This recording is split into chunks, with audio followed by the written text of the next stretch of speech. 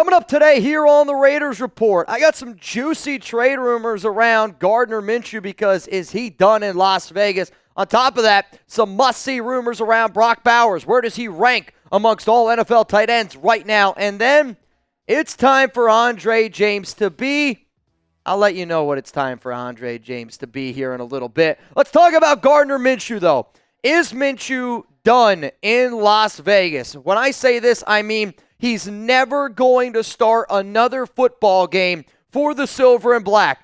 I'm going to give this one 3 just win babies, and I'm going to say that it's pretty likely. I can't say that it's 4 just win babies. I can't say that it is a lock to happen because there is still a chance that Minshew starts this week against the Kansas City Chiefs due to a short week with Desmond Ridder. But then again, you do never quite know. I know how bad Minshew has struggled this season, and he knows how bad he has struggled this season. I think that it's a little bit of a combination of Luke Getsy, Gardner Minshew, and not a lot of talent on the offensive line, not a lot of talent overall from a skill position standpoint. But the reason why that I believe that there's at least a 75% chance that he's never going to play quarterback ever again for the Las Vegas Raiders, because this team did just go out and sign Desmond Ridder. But not only did they sign Ridder, they signed him to the active roster because he was on the Arizona Cardinals practice squad, which means he's on this roster right now. It is him. It is Gardner Minshew. The other reason is Aiden O'Connell's going to be back in 4 to 6 weeks. Right now he's on the short-term IR. So if you're the Raiders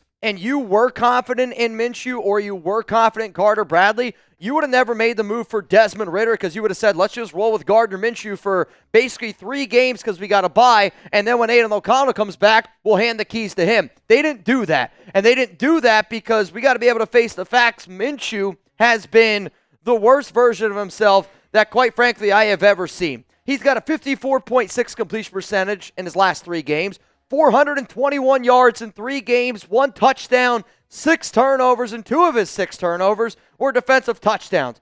1 was a pick 6 by Patrick Surtain. The other was a scoop and score. The amount of points, the amount of holes, the reason why the Raiders are dead last in overall turnovers and dead last in turnover differential is because of Gardner Minshew.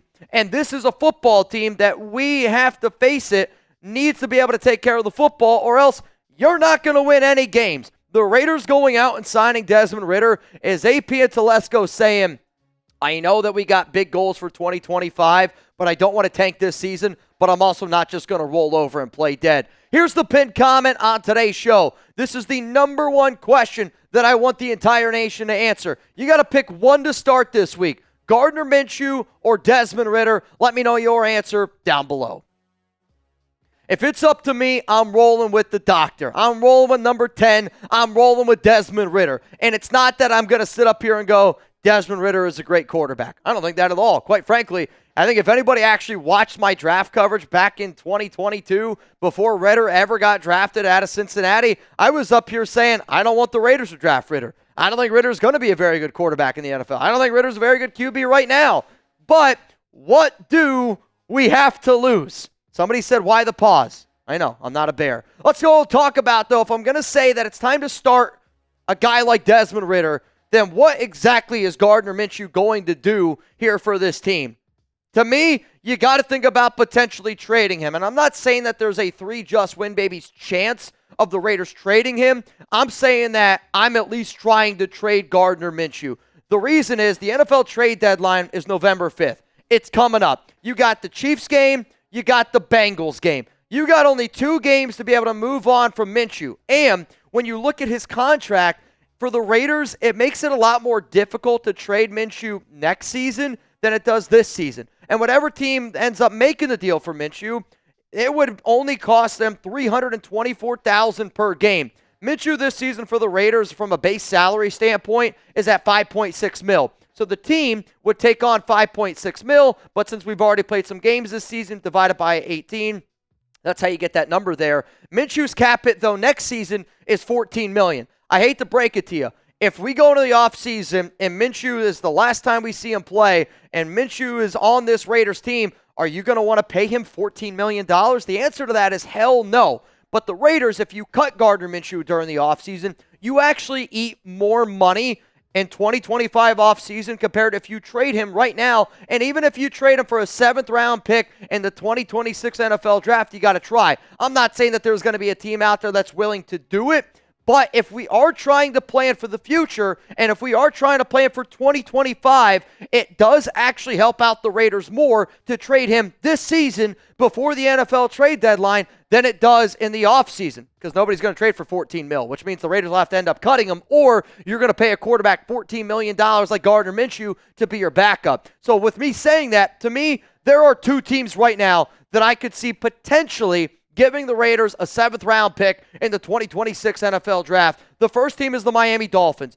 I know that Tua Tagovailoa is back, but if you're the Dolphins, you're sitting there going, our offense was horrific without Tua. They had all these different, they had Snoop Huntley, they had Skylar Thompson, bunch of no-name quarterbacks that quite frankly are not very good. So if you're the Dolphins, I would try to find a different backup quarterback in case Tua goes down again, because I don't want to say it, but there is a chance that Tua goes down again, especially because he's not going to wear a Guardian cap. I wish that he would. But then also on top of that, like, they're still kind of in the mix to potentially make the playoffs. And whether, I know Gardner's been bad here, but Gardner hasn't been bad at a lot of other destinations. And then I'm also going to throw in the Indianapolis Colts. Not necessarily that they need, because they have Flacco, they have Anthony Richardson, but Shane Steichen does have a good relationship with Gardner Minshew. And then the other team is, if a team loses a QB, if any other team in the NFL, week 8 or week 9, ends up losing a quarterback, they will get inserted here as potential landing spots for Gardner Minshew if he's traded. Let's go to Brock Bowers here. I said earlier this year that Bowers is a top 10 tight end. Then I said that he's the best rookie tight end in the NFL. I've compared Brock Bowers to George Kittle before. Is Brock Bowers not the best rookie tight end? Is Bowers the best tight end in the National Football League? Better than Travis Kelce? Better than Mark Andrews? Better than George Kittle? I'm going to give you my answer coming up here in just a moment. But first, it's Prize Picks time. This is the best time of the year if you want to get started with Prize Picks. I'm talking NBA action, NFL action. We're talking about college football. We got the World Series. And if you're a sports fanatic like Jeremy Chuggs and I, then I need you to download the Prize Picks app today. Use code CLNS to get $50 instantly after you play your first $5 lineup.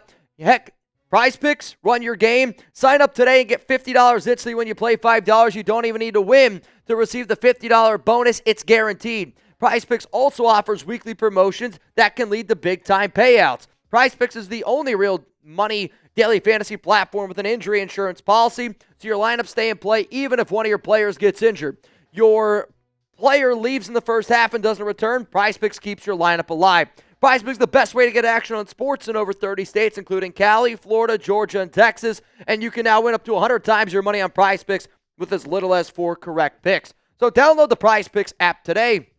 Code CLNS, and right now, because we do not know who the starting quarterback for the Las Vegas Raiders is going to be at the time that I am making this video, the only person that you can do more or less on for the silver and black is Brock Bowers. So 61.5 receiving yards for Brocktober. I'll tell you this, I'm going to go with the more every single time with Bowers, because the only way that I've been able to win money on Prize Picks, and this is me being real with you, is when I go more on Bowers and less on everything else around the Las Vegas Raiders. And I'm a Raider fan at heart, and when I put money down on something, I still want to be able to enjoy my time. I'm never going to root for the Raiders to do bad. That's just never going to happen, which means probably one of the reasons why I lose some money on Prize Picks from time to time. But the amount of fun that I have using daily fantasy sports, the amount of fun that I have with Prize Picks, I think you guys would enjoy it too, which you can find those links in the comments and in the description of today's show. So let's go. Brock Bowers. Is Brock Bowers the best tight end in the National Football League as it stands right now, as a rookie? Abso-flippin-lutely. For Just Win babies, believe it, baby. He really, truly is a special player. And a lot of people bring up the stats, and people are always like, oh, you can't just look at the stats, Mitch. I agree with that. Luckily for you, I got other metrics that are going to show you that he's the best tight end in the NFL. Because right now, as a rookie, and not only that, not only does Brock Bowers lead the NFL in targets at the tight end position, receptions at the tight end position, receiving yards at the tight end position, he's also doing it with how bad this offense is. He's doing it with the Luke Getsy offense, with the quarterback play that we've had. You know what the other crazy part is? He's also one of the best blocking tight ends in the NFL. He's also the highest graded tight end according to PFF with an 88.3 overall grade.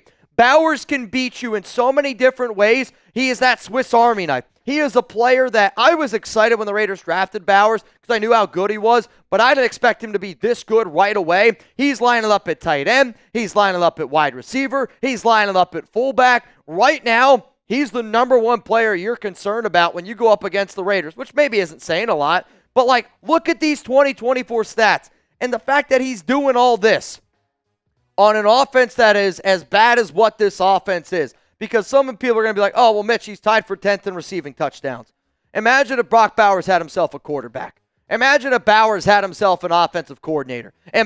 Just imagine. You know what? Speaking of imagine, not only is Bowers the best tight end in the NFL right now, he is on pace to shatter every rookie tight end record out there that's not receiving touchdowns. Right now, on a 17-game pace for rookie tight ends, right now, Brock Bowers is on pace to have 145 targets. Sam Laporta currently holds the record for most targets by a tight end. Last season, he had 118.